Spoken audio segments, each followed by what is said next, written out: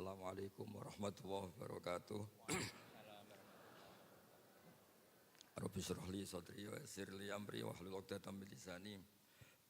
Allahumma shalli wa sallim ala nabiyir rahmah Sayyidina Muhammadin wa ala alihi washabihi wa man ma ba'du. Niki kelihatan perjuangan kalau saya ini agak sakit. Mungkin bawaan sudah masuk kategori Ki sepuh. Jadi kalau tambah batuk, tambah karismatik. Jadi definisi Ki sepuh itu kalau sudah batuk. Yang terhormat rektor, semua yang saya hormati, yang sudah disebut rektor tadi ini iktifaan. Ini ngaji mau jadi ahli tafsir apa sekedar ingin masuk surga ini? Enggak, pilihannya dua, jadi ahli tafsir apa ingin masuk surga. Nah itu lebih gampang gitu. Begini, masuk surga itu menurut keyakinan semua ulama, bukan satu kelompok tertentu. Ya dinikmati saja, saya nggak tersiksa meskipun agak sakit, saya nikmati. Ada seorang yang dulu itu orang itu umurnya panjang-panjang, ada yang sampai 500 tahun, bahkan Nabi Nuh itu jadi Nabi itu 950 tahun. Jadi lebih lama ketimbang Pak Fathul Wahid jadi rektor. Jadi Nabi Nuh itu jadi Nabi itu 950 tahun. Ada orang itu nggak pernah maksiat sama sekali. Dia selalu taat, dia selalu ibadah, nggak pernah maksiat. Ketika akan masuk surga ditanya sama Allah, kamu tahu kenapa masuk surga? Ya tahu ya Allah, karena saya tidak pernah maksiat, selalu taat. Maksudnya agak kayak yang di sini, ya kadang baik, kadang enggak. Nah, itu bagus, itu normal itu. Yang enggak normal itu yang enggak tobat itu. Akhirnya ditanya sama Allah, ya Gusti, saya enggak pernah maksiat, saya selalu taat. Kamu umurnya berapa? 500 tahun. Ya sudah, di surga 500 tahun. Terus dia komplain, info yang saya terima surga itu selamanya, kenapa hanya 500 tahun? Ya kan Anda amal hanya 500 tahun, maka ya balasannya hanya 500 tahun. Yang abadi itu rahmatku, yang abadi itu anugerahku. Amal Anda terbatas, maka surga Anda juga terbatas. Monggo. Monggo Pak Heri, monggo. Ya saya ulang lagi ya. Artinya andaikan surga itu karena amal kita, yang amal kita terbatas, maka surga kita akan apa? Terbatas. Yang tidak terbatas adalah anugerah Allah Subhanahu wa taala. Sehingga saya tadi bilang kalau Anda ngaji di sini hanya ingin masuk surga itu gampang sekali. Karena ini terkait anugerah Allah yang tidak terbatas. Tapi kalau Anda ingin ngaji sebagai ahli tafsir lah, itu yang kualifikasinya agak berat. Mungkin saya sakit juga karena biasanya saya ini ayem tenang karena didampingi Pak Kures, ini didampingi Pak Fathul Wahid. Jadi kayak kaget itu. Mungkin frekuensinya jauh lah. Jauh itu kan, saya ini orang akhirat, dia kayaknya keberatan ngelepas jabatan rektor. Saya tadi cerita ke beliau, saya itu punya teman kiai itu wajahnya banyak yang gak ganteng. Tak tanya, kenapa engkau gak ganteng padahal kiai sudah 50 tahun. Saya ini jadi kiai Gus, mulai kiai sampai sekarang itu orang salam tempel ke saya itu maksimal 50.000. Itu saja punya rezeki kalau ada orang mati katanya. Jadi kalau Pak Fathul Wahid mau daftar kiai, siap-siap rezekinya hanya 50.000, 20.000. Makanya agak siap beliau. Terus saya teruskan masalah tobat tadi. Salah dan baik atau baik dan salah itu ada konsep dalam Al-Quran. Ini contoh ini agak ekstrim tapi mohon didengar. Orang yang kadung salah atau terlanjur salah itu Quran masih ngasih solusi wa yadra'una bil hasanati sayyi'ah. Setelah salah itu langsung menyusuli atau menutup dengan hasanah, dengan kebaikan. Kalau bahasa Nabi wa'at bi'is sayyi'atal hasanata tamhuha. Kalau habis salah langsung baik, pasti kebaikan itu bisa menutup kesalahan Anda. Bahkan bisa menghapus, bukan sekedar menutup, tampu. Saya sering berpikir dan diroyah itu kajian, kayak contoh tadi namanya kajian. Anda misalnya ya ini naudzubillah min dzalik. Anda ngalami uang Anda dicopet misalnya 10 juta atau bahkan 50 juta. Anda mangkel sekali sama copet itu. Tapi pas istri Anda mau ditabrak mobil atau anak Anda mau ditabrak mobil, kebetulan copet itu yang menyelamatkan. Dan dia atas nama kemanusiaan saja menyelamatkan. Kayaknya Anda memaafkan itu mudah sekali karena Anda kehilangan uang 50 juta tapi anak Anda selamat. Jadi saya pernah ditanya kiai, ditanya beberapa orang, masa iya Gus kebaikan itu bisa menghapus kesalahan? Terus saya beri contoh tadi. Andaikan Anda dicopet, kemudian copet itu yang menyelamatkan Anda dari kecelakaan, kayak apa? Anda terima kasih dan mungkin Anda segampang itu melupakan kesalahan copet tadi. Nah ini penting saya utarakan karena dulu ini cerita-cerita dulu zaman orang baik. Itu kalau tobat itu seperti itu.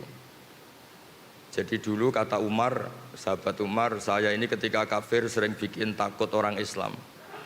Maka ketika saya Islam harus sering bikin takut orang kafir. Makanya ketika dia Islam pertama, dia itu ditanya Rasulullah, kamu mau kemana Mar? Mau ke rumah Abu Jahal. Pertama dia ke rumah Abu Jahal, ditodok Abu Jahal keluar, terus kata Umar, kamu tahu saya sekarang apa? Saya sudah Islam. Jadi kalau kamu macam-macam sama Nabi Muhammad berhadapan sama saya, itu satu-satu ke rumah Abu Jahal, Abu Lahab dan seterusnya. Sehingga ada ketakutan orang kafir mengganggu Nabi. Dan itu awal Islam disuruh dakwah jarron, disuruh fasda bima tu'mar, disuruh terbuka dakwahnya. Begitu juga secara sejarah Khalid bin Walid itu panglima perang orang kafir dan dia menang tuh karena keahlian strategis. Sahabat itu ya manusia ya kayak kita lah, dalam watak-watak manusia kayak kita. Jadi intinya perang, sahabat itu di atas, beberapa sahabat mungkin ya kayak yang depan kita semua itu.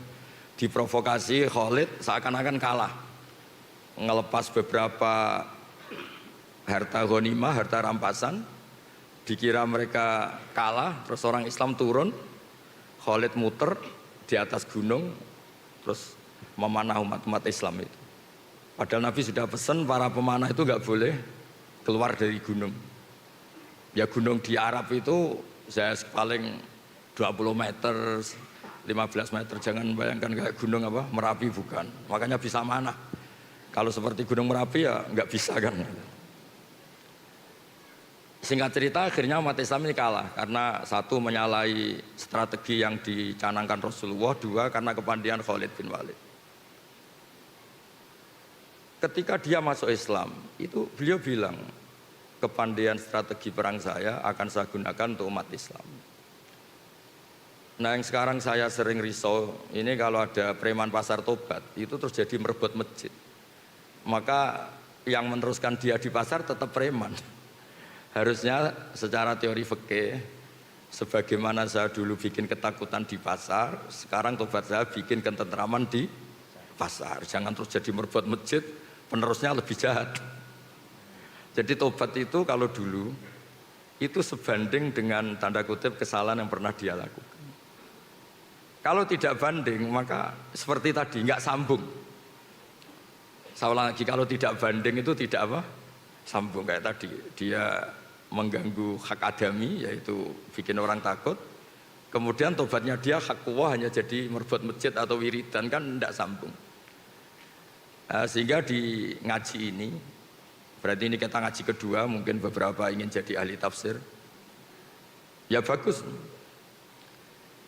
Jadi begini tafsir itu, karena ini tidak ada Pak Kures, memang acara beliau di sini itu Desember.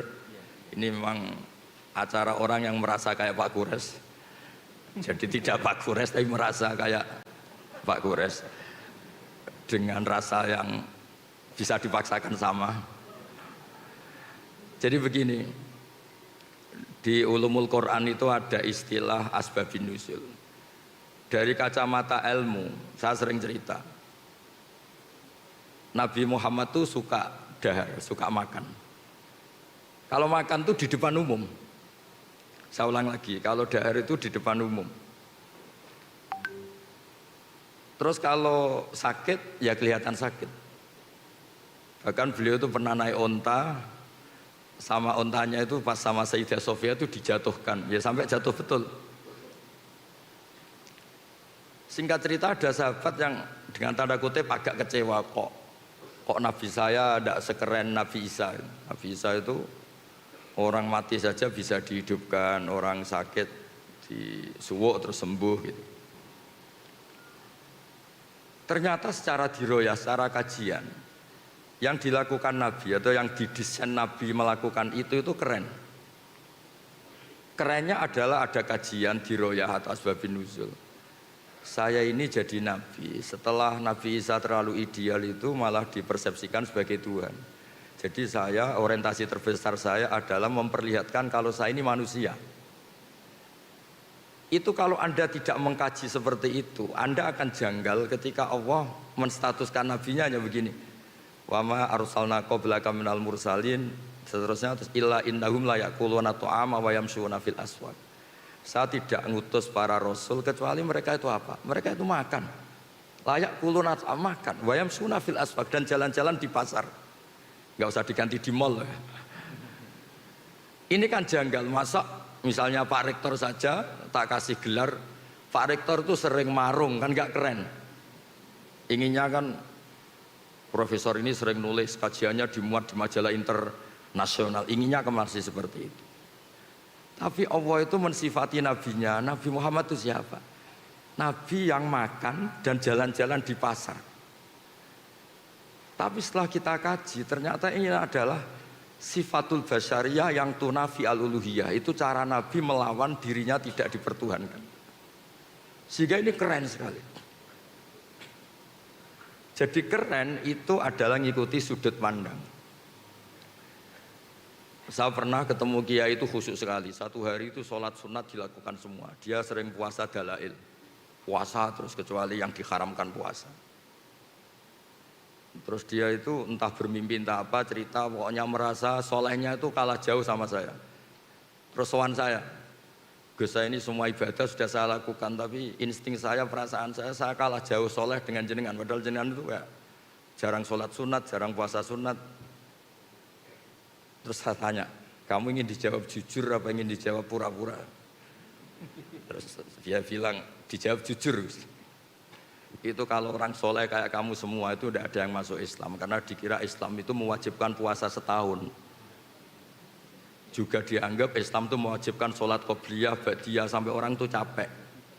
Tapi kalau orang melihat saya kiai ngopi-ngopi, terus kadang-kadang ya jagungan Pak Fatul Wahid, terus gak jelas lah pokoknya, gak jelas pokoknya. Ya kayak Pak orang Islam di Indonesia itu kan senangnya ngopi-ngopi, kongkoi-kongkoi, apalagi kalau sedang takut istri kan gak pernah pulang gitu. Ngopi-ngopi, santai. Sampai semua masjid penuh itu, saya dulu ya pernah husnudzon tapi kecewa. Tak tanya kenapa engkau sering di masjid, kalau di rumah ada yang ganas. Kenapa sering di masjid? Kalau di rumah itu AC-nya bayar sendiri, kalau di masjid gratis katanya. Begitu juga masalah MCK dan sebagainya. Itu kasus nyata loh, bukan bualan saya, bukan.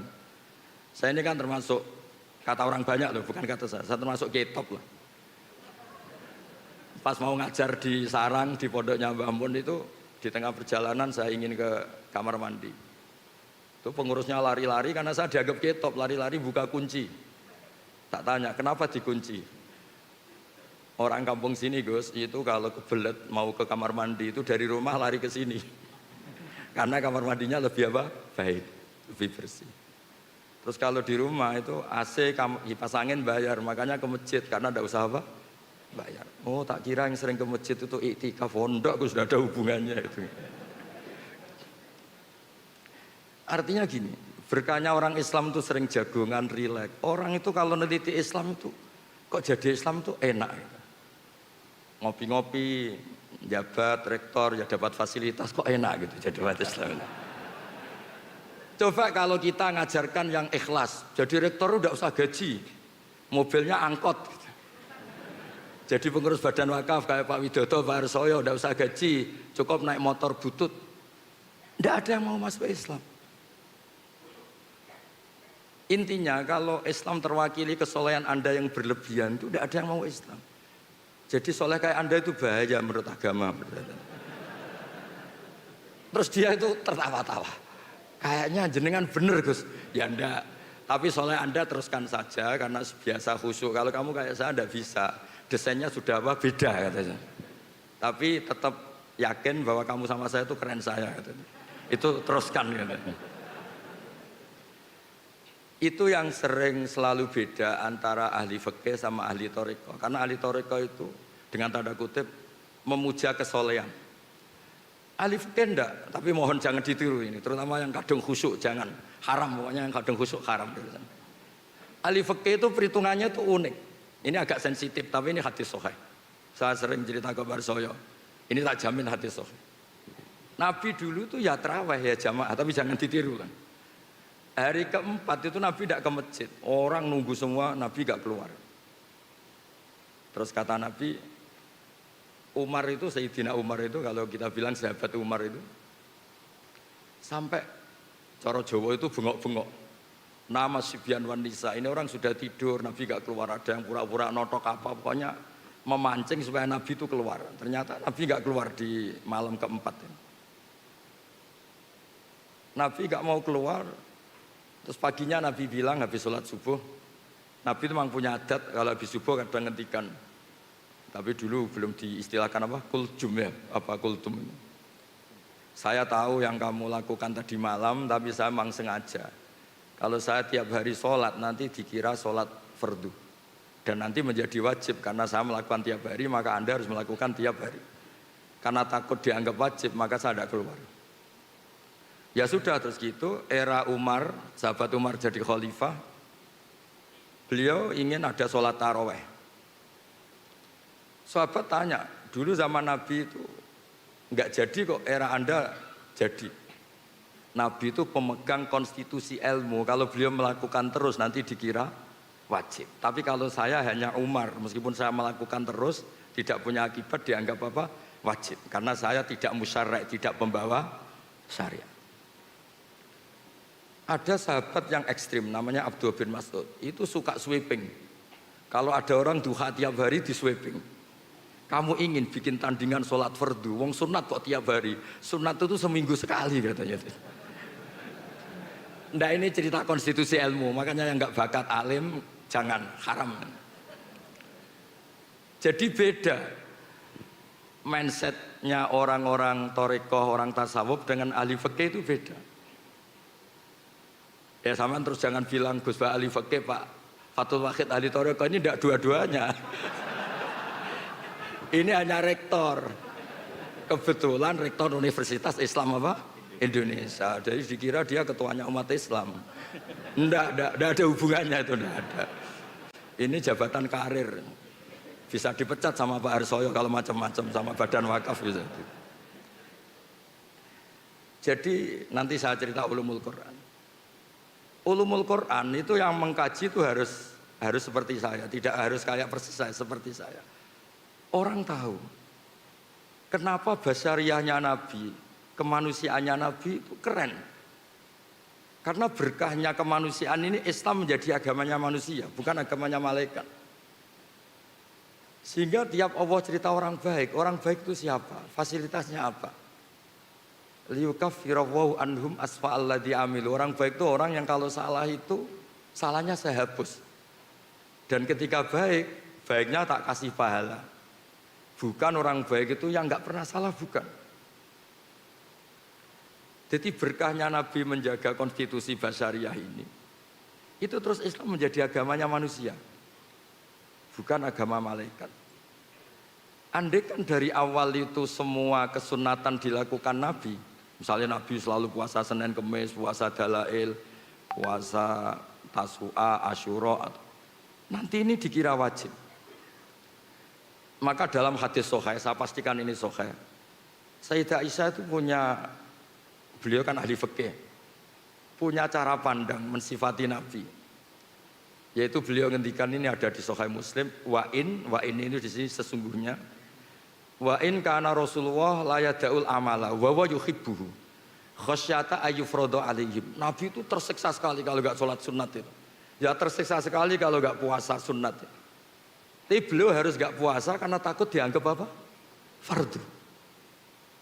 Sampai Nabi itu kalau ada puasa Tasu'a, Asyura ngumumkan, sekarang puasa ini sudah diganti Ramadan. Silakan yang mau puasa-puasa, yang tidak. Jadi, nah, penafsir Al-Quran atau yang meneliti Quran itu harus tahu itu. Sehingga nanti di Quran itu ada ayat-ayat yang mensifati manusia itu sederhana. Sayyidah Maryam itu figur yang luar biasa. Nabi Isa itu figur yang luar biasa.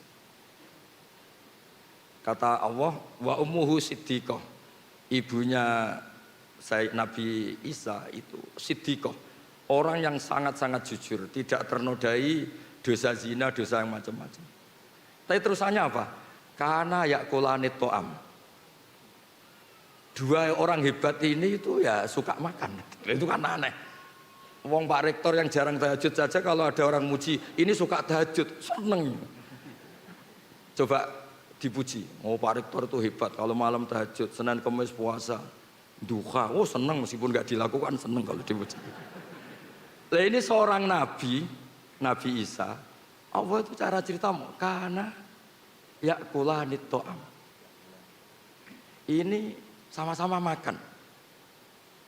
Karena berkahnya makan tuh orang tahu. Rektor nggak makan itu nggak hidup. Presiden Amerika nggak makan nggak hidup. Semua orang top di dunia kalau nggak makan tuh nggak hidup. Ternyata manusia tuh selemah itu. Kita yang katanya profesor, kita yang katanya kiai besar, ternyata untuk kita hidup hanya butuh kangkung, mungkin butuh jadah, butuh gudeg. Terus kerennya di mana? Orang yang hidupnya ta'aluk sama benda-benda yang mati. Nah dengan seperti itu Quran sukses memaklumatkan wa khuliqal insanu dhaifa. Manusia itu lemah sekali. Saking lemahnya itu butuh sesuatu yang benda mati. Sebab itu Quran biasa ngendikan untuk nabinya, afa imma ta'u kutilang kolabtu Muhammad, apapun hebat anda mati. Bahkan ada kemungkinan mati anda ini terbunuh. Terbunuh itu kan kesannya agak keren, tidak jaduk, tidak sakti. Tapi itu diperlihatkan Allah supaya jelas dimerkasi Allah yang baki, yang abadi. Manusia apapun hebatnya itu dhaif, rentan. Makanya kelirunya kita kadang-kadang ngomong ini orang terhebat di dunia, ini orang nomor satu di Indonesia, orang terkuat di dunia. Sebetulnya kata Imam Syafi'i ketika menafsirkan ayat wa tawakkal 'alal hayyil ladzi la yamut, kamu itu harus tawakal sama zat yang enggak pernah mati, enggak bisa mati. Kata beliau, faman tawakkala 'ala sultanin au amirin au kadza wa kadza fa inna ma tawakkala 'ala sultanin yamut. Kalau Anda menggantungkan hidup pada raja, presiden, rektor sama kiai besar sama siapapun, sebetulnya Anda menggantungkan hidup sama orang sing yamut yang akan mati. Nah, di sini pentingnya peneliti tafsir ini mungkin untuk anak-anak di BPAI itu harus tahu sehingga nanti kalau ada sifat para nabi yang sederhana itu hakikatnya luar biasa. Coba kalau Nabi Muhammad, Nabi Isa sering munajat di kamar, nggak kelihatan orang. Mungkin orang malah ngayalnya, wah mungkin sedang ke Mekah terbang. Kalau Pak Fathul Wahid itikaf di rumah, oh kelihatannya di rumah tapi rohnya di Mekah gitu. Kalau istrinya sedang curiga, kelihatan itikaf, pikirannya di jadah itu gitu. Ya terserah, sedang baik apa enggak. Apapun itu ibadah itu punya sisi melahirkan banyak mitos.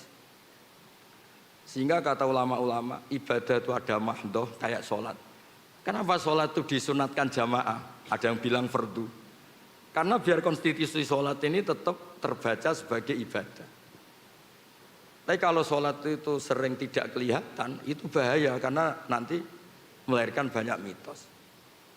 Sehingga seorang nabi itu harus selalu menunjukkan al-a'rad al-basyariyah, sisi manusia. Karena dengan cara itu, Nabi tidak dipertuhankan.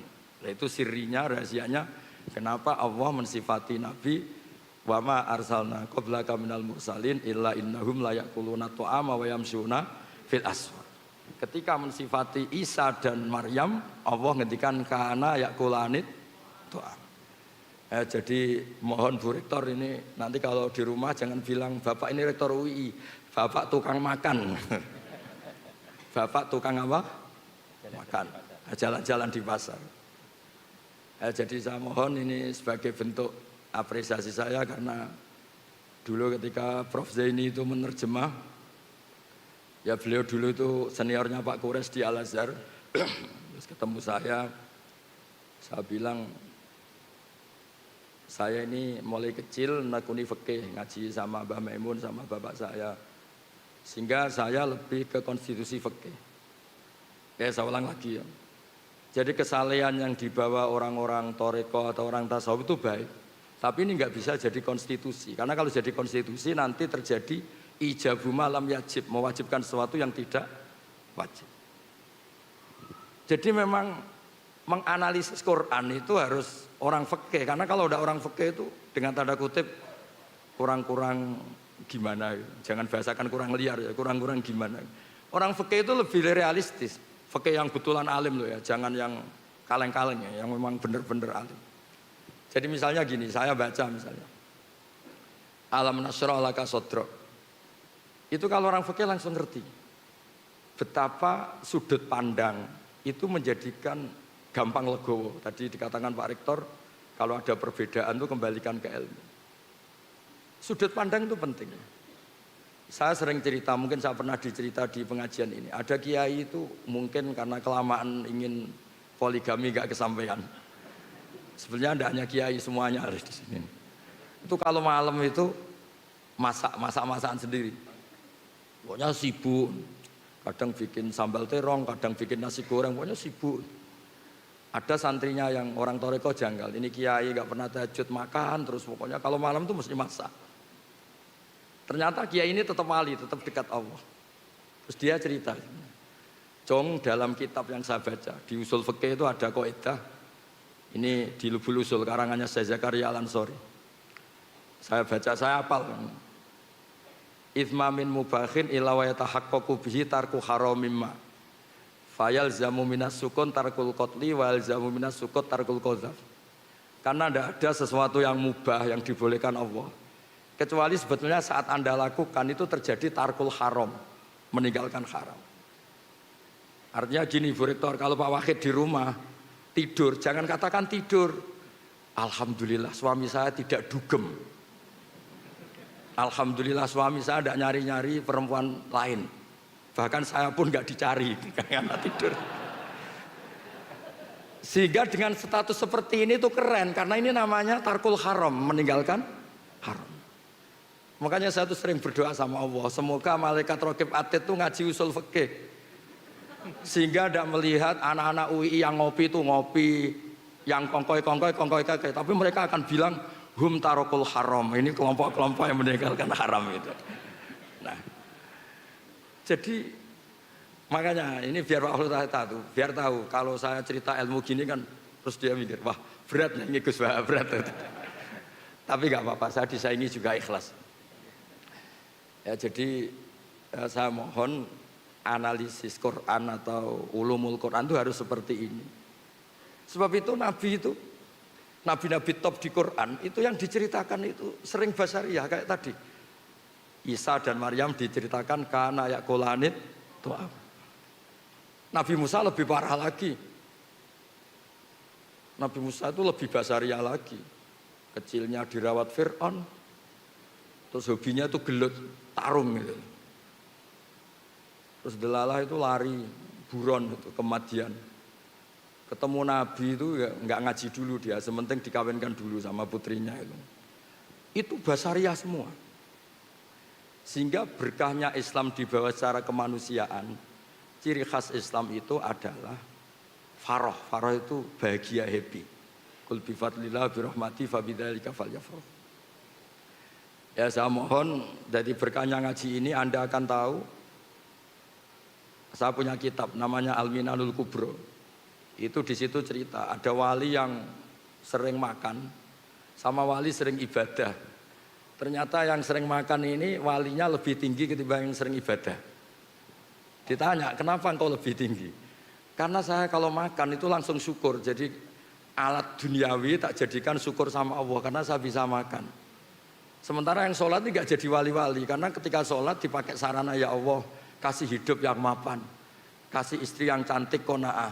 Ternyata salatnya dia dipakai sarana duniawi. Jadi sholatnya dipakai sarana apa? Duniawi. Gayanya sholat tapi otaknya itu dunia. Sholat hajat lah gampangannya.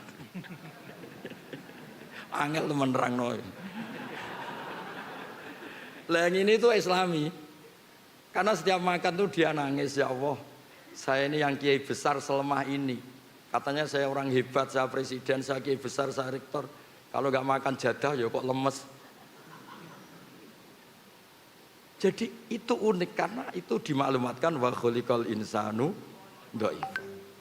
Sehingga seorang nabi yang kekasihnya dibahasakan Allah afa immata au qutila, afa immata au qutila.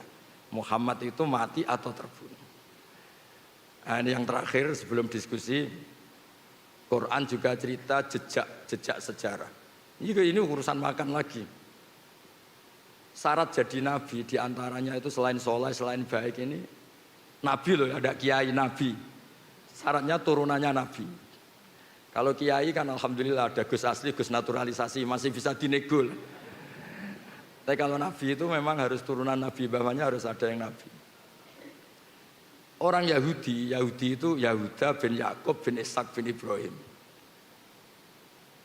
Ini ngaji paling keren karena saya sudah agak batuk jadi sudah kayak kiai sepuh itu sudah keren. Yang enggak keren tuh yang ngundang, kiainya sakit kok diundang itu.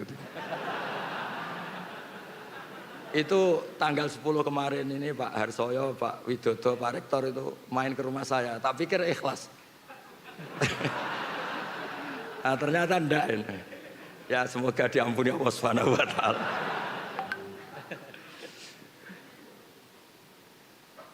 Ya supaya ini kan haji ya, saya cerita haji. Orang Yahudi itu enggak percaya, orang Arab itu kan utak-utuk kayak gitu modelnya. Masa iya jadi nabi? Karena bangsa yang enggak suka baca, orang Arab itu enggak suka baca. Kok tahu ada nabi itu dari mana asal-usulnya? Itu Allah kalau cerita itu unik. Dan ini semuanya basariah. Nabi hebat sehebat itu ternyata dari cerita basariah. Nabi Ibrahim itu suami yang takut istri. Ketika dia menikahi Hajar itu diusir sama Sarah. Sarah ini istri pertama yang cantik. Hajar diusir. Di mana-mana kalau diusir ya lari. Singkat cerita karena beliau Nabi sama Allah itu dilarikan ke Mekah. Bukan dari Jepara ke Jogja, bukan ke Mekah. Kalau Jepara sama Jogja sama-sama enggak kota suci. Diusir ke Mekah. Setelah di Mekah namanya Hajar itu kan istri-istri yang baik. Tidak usah ditiru karena bahaya kalau niru ini enggak kuat. Para ibu-ibu enggak kuat, enggak usah niru. Terus setelah di Ka'bah, dekat Ka'bah ditinggal. Hanya dikasih satu ketel air sama beberapa makanan. Yang paling 2 hari pasti habis. Sudah punya anak Ismail masih kecil. Ketika Ibrahim pulang, itu ditanya, maksud kamu gimana? Ninggal anak dan istri di bumi yang tidak ada makanan. Yang ditanya ya makanan. Bukan nggak ada sajadah, bukan nggak ada makanan. Tapi setelah ini yang religius tetap religius. Ini makomnya ahli fikih. Yang tetap khusyuk nggak apa-apa. Cuma khusyuk yang berfikih. Khusyuk yang apa? Berfikih. Kalau saya ini berfikih yang nggak perlu khusyuk karena konstitusinya memang nggak boleh khusyuk. Setelah itu nggak jawab. Itu khasnya lelaki. Kalau nggak bisa memenuhi hajat istrinya itu nggak bisa jawab. Lama-lama sampai ketiga terus apa Allah yang menyuruh ini? Ibrahim hanya ngangguk, mantuk. Kata Sayyidah Hajar, idzan la yudiuni. Kalau gitu saya tidak akan disia-siakan. Singkat cerita terus dia kesana kemari menjadi sofa marwah. Lama-lama dapat zam-zam. Terus lama-lama Ibrahim kesana. Dijak bangun Ka'bah. Ka'bah sudah ada dulu tapi belum terbangun sebagai bangunan. Itu pertama Nabi Ibrahim berdoa, ini ya juga urusan rezeki. Ya Allah, Mekah itu negeri yang tandus. Tapi saya mohon semua orang tertarik sama Mekah. supaya menghasilkan banyak rizki. Ya jangan biasakan banyak cuan, banyak apa rizki. Nanti terlalu gaul. Masa iya Nabi Ibrahim bilang apa? Cuan. Nanti dikira Nabi Ibrahim ikut Gen Z kan repot nanti. Tapi yang didiskusikan pertama dengan Allah itu ya rizki. Singkat cerita terus Ibrahim dan Ismail bangun Ka'bah. Kemudian karena Nabi Ibrahim itu keramat, kaki yang dipakai nginjek batu itu membekas. Dan itu yang dipakai dalil Allah berargumentasi ketika orang Yahudi ragu. Masa iya orang Arab itu ada yang turunan Ibrahim. Terus Allah bilang fi ayatum bayyinatum maqamu Ibrahim. Bukti kalau Ibrahim pernah hidup di Mekah itu ada jejak kakinya. Dan bukti kalau Ismail tinggal di Mekah itu ada prasastinya Robbana inni askantu min dzurriyyati biwadin ghairi zar'in. Saya pastikan Ismail ini supaya diam di Mekah.